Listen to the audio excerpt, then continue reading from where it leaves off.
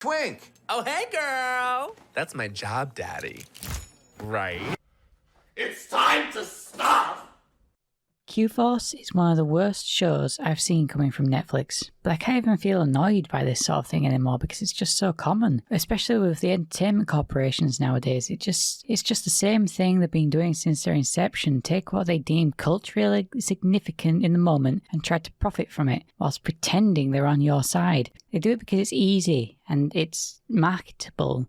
I hate that in corporations. It's so fake and phony. Honestly, what is to say about a show like this when the preview says it all? It's so artificial and superficial. I feel like getting angry about it makes me look like the idiot, like the drunk who's arguing with the cardboard cutout of Ronald McDonald at McDonald's at 2 a.m. This show feels like a cardboard cutout of everything they think will land with the progressive viewer, and oh boy, are they out of touch considering the immense backlash the show has already gotten from everyone they tried to pander to, and rightfully so. Q-Force is an animated show that looks like garbage done on a budget. The garbage that garbage would produce. It's about a group of spies in the same vein of Charlie's Angels and that kind of thing, but without any of the charm or the self-awareness that comes with that kind of property. And going by its first trailer, it really feels like it's trying to fill its entire runtime with nothing but gay stereotype jokes and not much else. It's very reminiscent of the Ghostbusters remake, in which most of the dialogue seems to be made up of attempts at jokes instead of any kind of, plot or characterization or anything that, lands with audiences. Everything lends itself merely to the setup of a joke. My gods, are these jokes bad?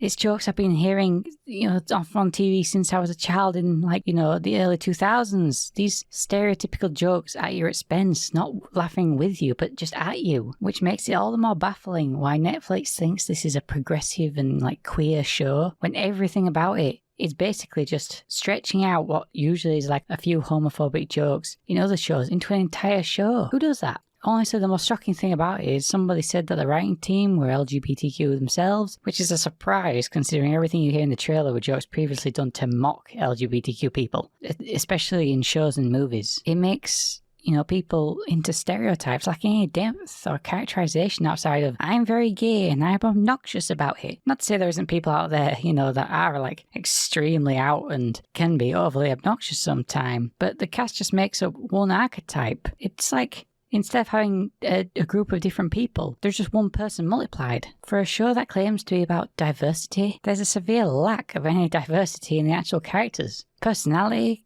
characterization, it's like watching one person switch costumes and then play the same role. What's less funny than a character representing nothing but tropes than the entire cast filling that role? Even when people in real life are extremely flamboyant and out there, it's not like they are, it's not like it's their only personality trait, The most out there dudes in the world, even they're not just, quirky catchphrases and talk about sex 24/7. It'd be exhausting for any person. It's not realistic at all. It's a shallow look at people's lives for the sake of comedy. Outdated comedy at that, where they think gay people saying and doing things that have been the butt of jokes towards us for the last 30 years is laughing with us, instead of what it feels like and what it really is. Just letting a bunch of 40-year-old wine moms laugh at us again and our quirky, strange ways. Proof that the comedy sidekick gay best friend trope never really went away. It didn't help that none of the jokes in the trailer landed. A trailer made for a comedy show shouldn't be anti-comedy. In fact, it was so unfunny. I felt the fun I had previously had in other things being sucked out of me. It was like comedy vampirism. The main trailer punchline about puckered anus nearly made me gag. Worse, I don't think it was even meant to be like a gross out joke. It just, once again, just ripped out from the stereotype book titled Funny Things Your Gay BFF Says. There's a comment that I think best summed it up, which was representation and caricature is not the same thing. Caricature? I can't say that word, you know what I mean? I just can't wrap my head around what they were thinking. Was it just a low effort thing? Because surely they'd realise a more well-written show with LGBTQ characters and a cast would go a lot further than this. This is like low energy throwing a stone in a puddle. It's over and done with. You'd need to put some effort and some skill into skipping the stone all the way across to the other side, if that makes sense. Hell, the responses alone to the trailer were even funnier. They had to have done no audience testing before releasing this trailer, because anyone outside of the out-of-touch California moms I can only assume actually makes up the so-called diversity department of Netflix would have told them this is a horrible idea. Everything about Netflix and their fake progressive attitude reminds me of people who say really offensive things but then say it's okay because their hired help is diverse, and they say that stuff around them all the time. What's more baffling is they had a joke in which they seem to express some level of self-awareness, that they're attempting to pander to a specific audience and that it doesn't work, but you can't cover your ass by saying you're attempting to pander and then continue to do it whilst laughing at yourself for doing it, because it's still terrible. It's not clever, and if you acknowledge that your show won't land with the audience you're attempting to land and gain, maybe don't make the show at all, or go back to the drawing board.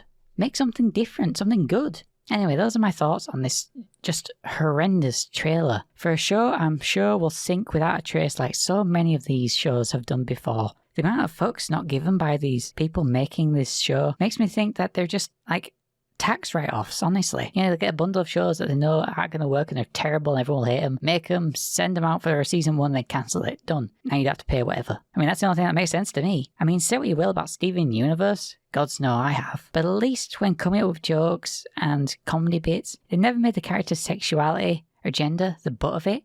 They gave the characters other personality traits and issues and storylines to deal with outside of their sexuality and gender. It's not the entirety of who they are. It's a piece of them. Wow. This show has me saying something nice about Steven Universe. I think I just grew to hate it even more. In short, low effort, offensive garbage, much like most of Netflix nowadays. Remember when they made unique and good shows? What do you mean no?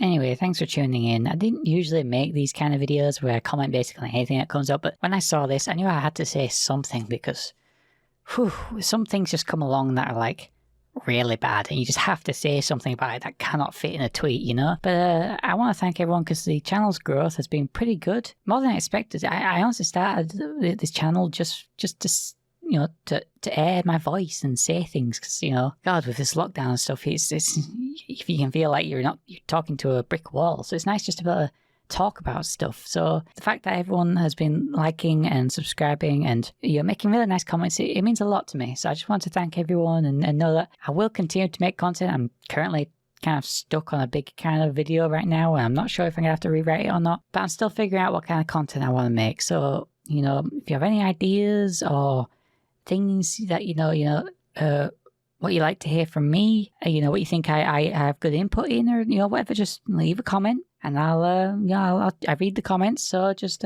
yeah, thank you for tuning in.